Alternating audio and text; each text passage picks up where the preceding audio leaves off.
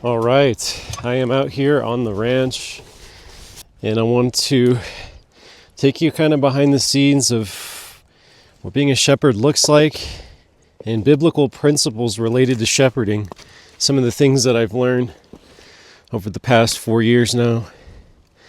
And there's so much you can learn about the Bible, and it becomes alive when you actually do the things that Bible people did from antiquity, from ancient times. This is what they would do. They were shepherds, they were cattlemen, they were men of the field. And so I have an injured ewe here in front of me. I'm going to show you her right now. All right, guys, so I'm here with one of the best sheep on my ranch. Kara is her name. She's pregnant with, you can probably tell, maybe triplets. She's so large, and in fact, she's too large. She got large to the point where she's had what's called a prepubic tendon rupture, where she can't actually get up and walk around anymore. Now, it's not on both sides, it's unilateral, not bilateral, but it's enough to where I have to make sure she has water. I was out here last night at midnight, and because the water freezes, right, it's just a block of ice, you actually have to make sure that the animals are able to access water, especially one that, she's by herself. She can't compete for hay and water. And it's really sad. We've had a close bond for a while.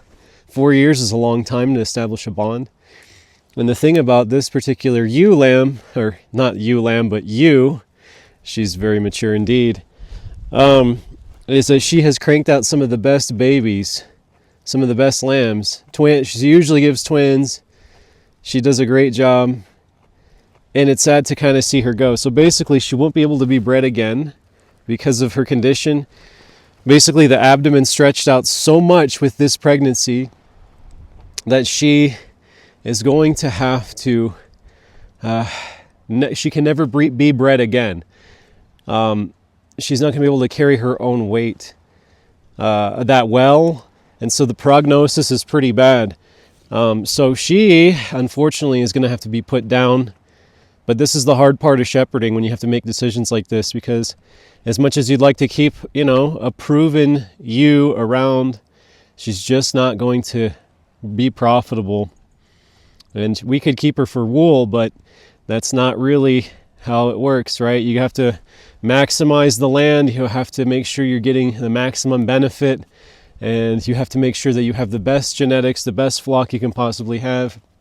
And so that when there's weakness and disease and loss of life, that's just nature selecting to make sure you have the best flock. And it took me a long time to learn that. It's a hard lesson. You get attached to the animals. I name all my animals, of course. This Kara girl here, she's been great, sweet personality. She always comes up to me and my wife. So it's hard. So when we look at the scriptures, you look at Psalm 23 in particularly, the Lord is my shepherd, I shall not want. And it talks about being led by still waters, which, that's what we do. We lead our sheep by the still waters. And paths of righteousness for the name's sake. Kara here is now dependent on me for the next 2 to 3 weeks until she gives birth. And even then, probably afterwards, she's still going to be dependent on me. But that's the thing about sheep. All sheep are dependent. There's independent sheep don't really exist. They have a lot of needs. Now, of course, yes, they exist in the wild to a certain extent and all that. Yes. But sheep need a shepherd. And I used to get pretty offended when I'd read scriptures in the Bible comparing humans to sheep. It's like kind of offensive. Like, why is God talking to us about like we're sheep? This is pretty offensive stuff. But the more you understand what a shepherd does, what the job is, how the job has so many nuances to it, you understand that sheep need to be cared for. They need to be nurtured. They need to be loved on. They need to be diagnosed. They need to be examined. They need to be sometimes corrected so that they don't hurt themselves or poison themselves by eating something they're not supposed to eat. Sheep need someone to guide them and lead them. And we are all sheep in need of a Savior. That's why Yeshua came, right? And that's why we experience this walk with Jesus. It's a beautiful, radically transforming thing. He takes us. Not everything necessarily is fixed overnight. Sometimes it is. But over time, we get to learn and hear the Master's voice. We get to walk this walk and experience the blessing of being one of his sheep. And so, I was street witnessing literally a week ago. I was out street witnessing, talking to people about Jesus, praying for people out in the streets of Cortez, Colorado. And whenever I do this, whenever I go street witnessing, it's been a while, you run into homeless people. And when I think of sheep without a shepherd, I think of homeless people. And there was one guy that I walked up to and I started talking to him about Christ. I said, hey, is there anything I can pray with you about? Would you like prayer? It's a great way to start a conversation.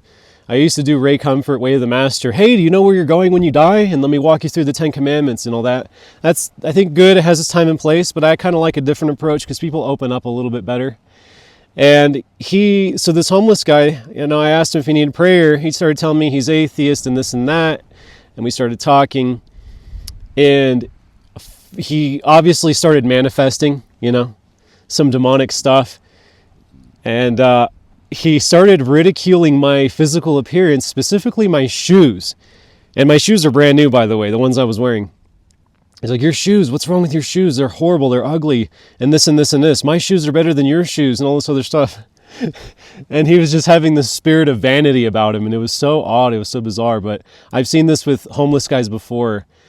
But that, you have a man there who literally told me that he doesn't have a place to live. He doesn't have a home. He doesn't even know how he's going to get his next meal necessarily. He's hooked on alcohol. He's a drug addict for sure. I could smell the alcohol and I could tell that he was addicted to marijuana and these things.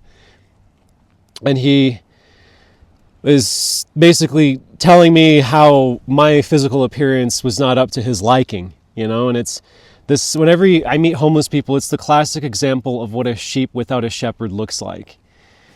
And it's not that God doesn't want to shepherd them, it's that they're not willing to be shepherded. And so God wants to shepherd his people so badly, but we push him away. And just like Kara here, so many people are walking around, unable to walk. They're incapacitated, they're injured, they're sick, they're weak, they're lame, and they need someone to come give them the still water. They need someone to come and feed them. I put the food in front of her and check up on her. My wife's been giving her medicinals, more like vitamin supplements and stuff like this to strengthen her. But a lot of people are just like this sheep that are just down, incapacitated, stubborn, and they say, I'm atheist, I'm this or that, and they're not being shepherded. And so when I meet homeless people, I think of the classic words in the Bible that say, man, my people Israel are like sheep without a shepherd. I saw Israel scattered among the mountains like sheep without a shepherd. And so, I just want to encourage you with that. It's our job to go out there and remind people that there is a good shepherd. He actually cares about us, right? It's when the Bible talks about us being like sheep, it's not that they're stupid. My sheep know my name. Hey, Kara, my sheep know my name. They hear my voice. They're really smart. The problem is their fear overrides their critical thinking skills and their ability to think rationally, and they go into fight or flight mode. And so they appear to be stupid, but they're actually incredibly smart. And how much does that describe who we are as humans? When Adam and Eve sinned, they fled the presence of God, sewed fig leaves, and hid. And that's what we do as humans. We hide from God when all he wants to do is actually care for us. So when we're called sheep in the Bible, it's not because God thinks we're stupid. It's because he knows we're fearful. He knows we run away, we clam up, we shell up, we run away, we go hiding, and we go into obscure places for comfort, joy, and prosperity. We go to obscure places like drugs. We go to obscure places to find fulfillment and wholeness and restoration, but we can only actually find those things under the guidance of the true shepherd, Jesus, Yeshua HaMashiach. Only he can offer us that restoration, that hope, and that joy that we're looking for, because he knows what we need, because we don't know what we need, but the good shepherd knows what we need. Kara doesn't know what she needs, but I know what her needs are. And I know she's probably going to need help delivering her baby lambs in just a couple weeks, 3 weeks, something like that. She's going to need help. I have to continue to check on her. And this is where the job gets hard. You have to be out here at midnight sometimes. You got to be out here and make sure she's, nurtured. And so that's what the Good Shepherd does. Morning by morning, the Lord awakens us and he watches over us in our sleep. More are the thoughts that he thinks toward us than can be counted. If we were trying to recount the thoughts that God has to us, they're more than can be numbered, and they're more than can be recounted. We can't even tell how many thoughts God has towards his people. So this is shepherding. This is what it looks like. It's hard work, but it's rewarding work and blessed work. And I've learned so much about it. I think about a year ago, I believe it's a year ago, I was sitting in my car. It was during the winter. I had the heater on, blasted, and I had to come out here kind of like I did last night. And I had to do something, and I had my arms folded, and I was like, God, I'm tired of this. Why did you have me being a shepherd? This is hard work. There's no payoff in it. Like we haven't, whenever you start a new business, it takes time to make money. It takes time to get skilled and be profitable. And I had my arms folded. I was like, God, why did you make me a shepherd? I don't understand this. And this is my wife's thing. Because my wife, she was the one that was into it more than I was at the beginning. And honestly, I still struggle to get fully on board. And I kind of drag my feet sometimes, to be totally honest. But one day, a year ago, God spoke to me in the car. And he said, so clearly, like loud and clear.